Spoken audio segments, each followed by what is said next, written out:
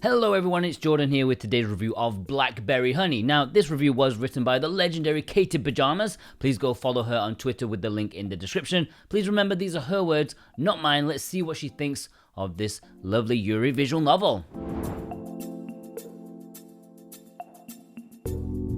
There are many varieties of visual novels to be explored, which is what makes many of them feel so unique, and mixing a couple of these together is ultimately what makes some of them stand out even more. Today's game, Blackberry Honey, fills two categories out of those varieties in that it is both a Yuri and Kinetic visual novel. Yuri meaning it features a romance between two female characters, and Kinetic visual novel meaning it has no choices during any point of its story. For more VN terms, check out our definitions video.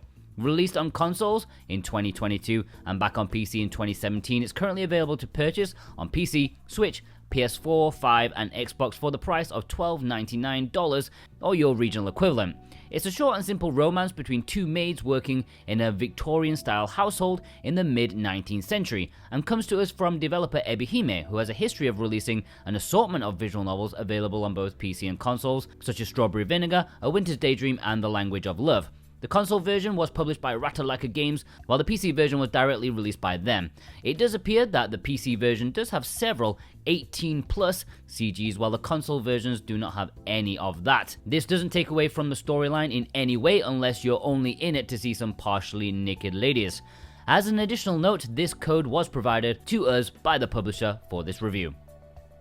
The story follows our main character, Lorena, as she starts working as a maid for her newly appointed household, the Leonard family at Bly Mansion.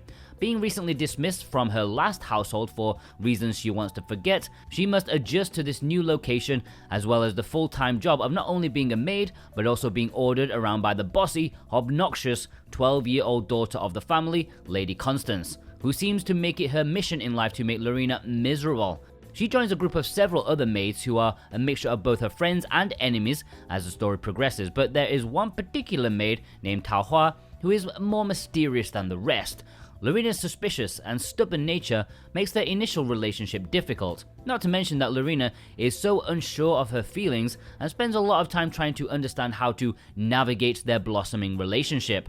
Of course, this wouldn't be a Yuri without a little love thrown in, so naturally we also see a growing romance between these two lead female characters, Lorena and Taohua, with a lot of underlying plot sprinkled throughout with the various side characters that are introduced throughout the story. It all ties together in the end, and while it is a visual novel on the shorter side, I really appreciated how well it was all connected. Ultimately, we see a plot filled with romance, prejudice from others, different problems thrown at Lorena, both contrived by others and self-created, and a fulfilling resolution for the two main characters as it concludes, making it feel like a tidy 6 to 7 hour read.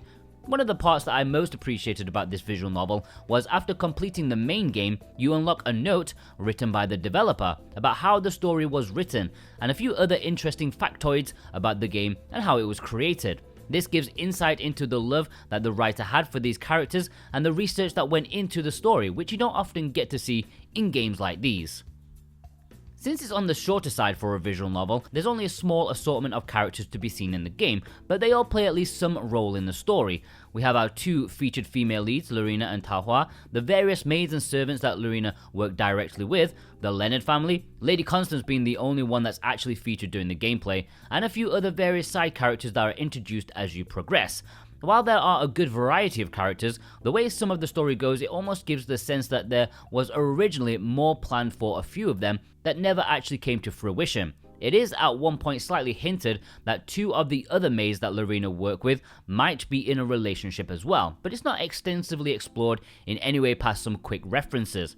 Additionally, a couple of characters that are introduced as Taohua's friends from the local town made me wish that they were given more screen time, since they were probably some of the best written and most interesting characters in the game outside of the two female leads. Lady Constance is the only featured member of the Leonard family in the game and is written as one of the least likable characters in the entire story. Her penchant for bossing Lorena and the other maids around because of her petulant attitude are a main part of her narrative, although you do sort of receive some explanation behind this behavior later on. I didn't feel like that fully redeemed her as a character, but at least she was given some backstory for you to work with. Aside from all of that, however, our main character Lorena is written well, and she grows into a fairly likable protagonist. She starts off slightly rocky in this regard with her initial cold reaction to Tao Hua that I personally didn't feel was justified in the slightest, but luckily she shifts from this quickly. You learn to appreciate and understand her problems, as well as have some empathy for her working as a maid during the Victorian times to a family that is not quite as kind as they could be. Tao Hua is given an excellent background that you discover near the close of the adventure. Since her main selling point is that she's mysterious, she remains so for about 95% of this game. I didn't really feel that was a bad choice either, because despite it sounding like a giant dump of exposition near the end, you do pick up a few pieces of information about her here and there that finally fit together during this portion of the story. When it comes to the art for the game, it was done in an alright way, although I do have a few small gripes here and there. I do think that several of the CGs were drawn well and give the game a soft, cute feel, while some of them seem a little harsher in comparison.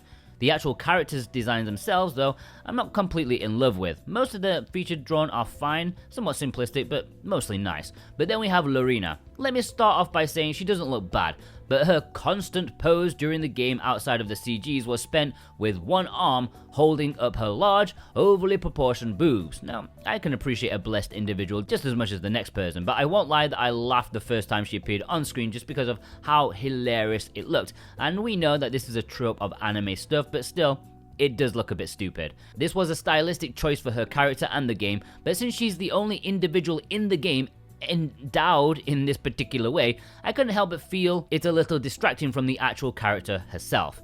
That one visual aspect, or aspects I suppose, the art as a whole falls in line with the same style a lot of these smaller visual novels do, which are not mind-blowingly brilliant but decent enough for the game's production. For the background music, I was very happy with the direction they took. I loved the extra atmosphere added to the game, and was honestly, it was one of the best parts outside of the story itself. It really gives you that old-timey Victorian feel. Additionally, after you complete the game, the soundtrack screen in the extras menu features notes from the composer about how each of the songs was written to fit the setting and why it was used where it was used. Being that this is a kinetic visual novel, it doesn't contain any choices, and while this isn't usually my favorite style of VN, it was nice to know ahead of time I was going in for just the story. I did miss the addition of extra routes, gameplay elements, and some sort of replayability, but that's just personal preference. One thing I did notice after completing the game is that in the developer's notes there's reference to how the writer originally planned to create other routes with other female characters at one point, but didn't end up actually including them. I felt kind of disappointed reading this, since it just made me wonder what could have been if they would have gone that way with the game instead. At the end of it all, I found it to be a cute game with a cute story. It gets the setting right, it succeeds at building a good relationship between the two characters, and while there could have been more done with certain elements here and there, it does what it sets out to do.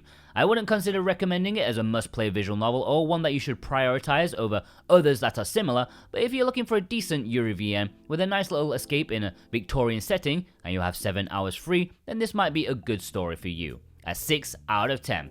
Alright, many thanks for watching this. Thanks to Kato Pajamas for writing this review. Please go check her out on Twitter with the link in the description, and look forward to her upcoming review. I won't reveal what it is, but it's quite a big one. So yeah, go follow her, subscribe, and see what happens in the future.